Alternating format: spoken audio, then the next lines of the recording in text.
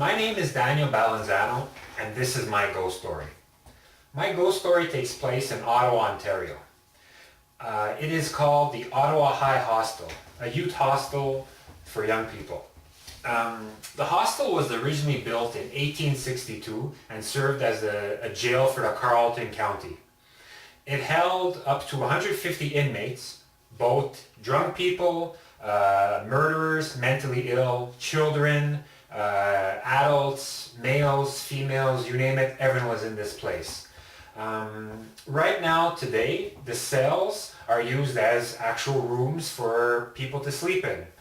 The size of the rooms are pretty remarkable if you think about it. One cell, about maybe 11 to 12 feet long and maybe about 3 feet wide, used to hold 2 to 3 inmates. Now, if I put my arms up like this in one of the cells, I touched both sides of the wall.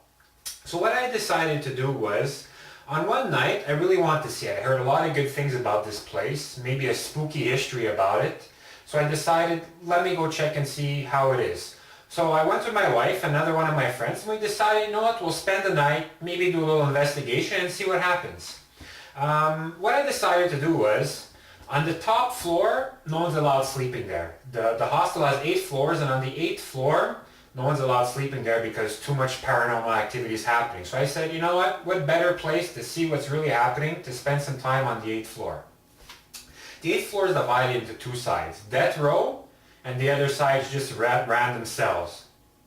So what I decided to do was, on one side, my wife went with her friend, and I stayed on the other side.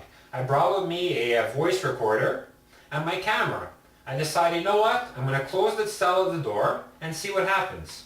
So I laid down on the bed, closed the cell door, and I started seeing, okay, what's going to happen? Is this place really haunted? As soon as I closed the door, I felt an enormous feeling on my chest, kind of like I had a hard time breathing.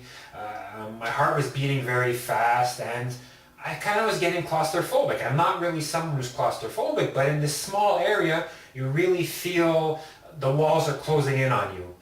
I was alone in the cell, but I felt this presence like someone was next to me almost. Someone was looking at me and I had a hard time breathing, and I was starting to panic a little bit. So I closed my eyes and I said, Danny, calm down. Calm down a few seconds. Nothing bad is going to happen to you. Just calm down.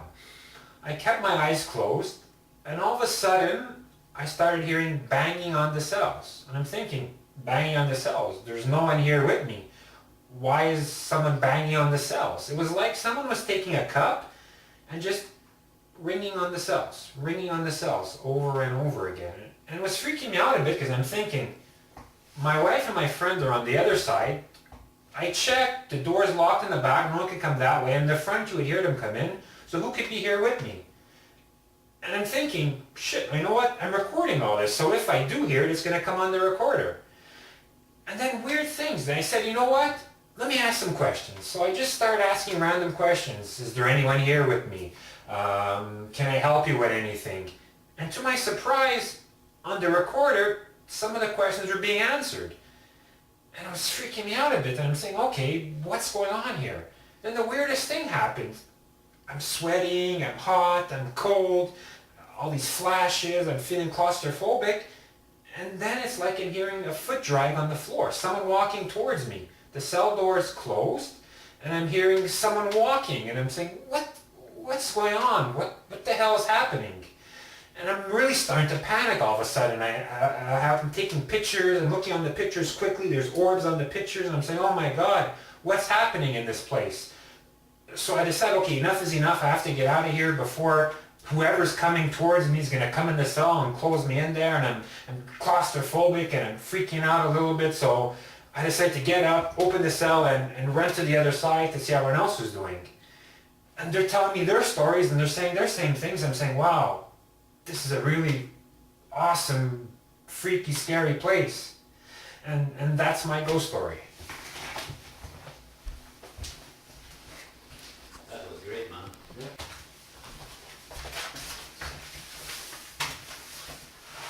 Hi, my name is Jacques Poirier. I'm from Montreal, Canada, and this is my ghost story. a few months ago, I went with a few of my friends to do a kind of investigation in the High Hostel of Ottawa. That was before Carleton County Jail. In 1869, Patrick James Whelan was hanged because he was found guilty of the murder of Thomas D'Arcy McGee. Thomas D'Arcy McGee was at the time one of the best friends of the Prime Minister of Canada. So the legend is saying that Patrick James Whelan is still in the building, so his ghost is still in the place. So I went there with a few of my friends to find out if that was true. So we went on the 8th floor. That's the only floor that you're not allowed to sleep in. And on the left side, it's the death row. So we sat in front of the corridor and we were asking questions. I was alone at the time. I was all by myself, and suddenly I felt bad, and I heard a voice coming through the walls, and that was saying, "Get out of here." So that freaked me out, and but I didn't leave, and I keep on doing the investigation, and I heard slamming doors at the end of the hallway. I heard footsteps, and it was going crazy. So I ran on the other side to see my friends, and they told me that they heard the same thing as I did.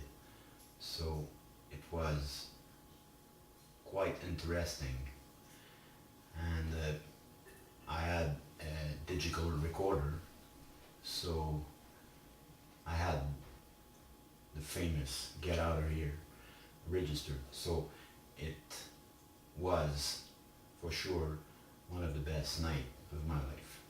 That was my ghost story.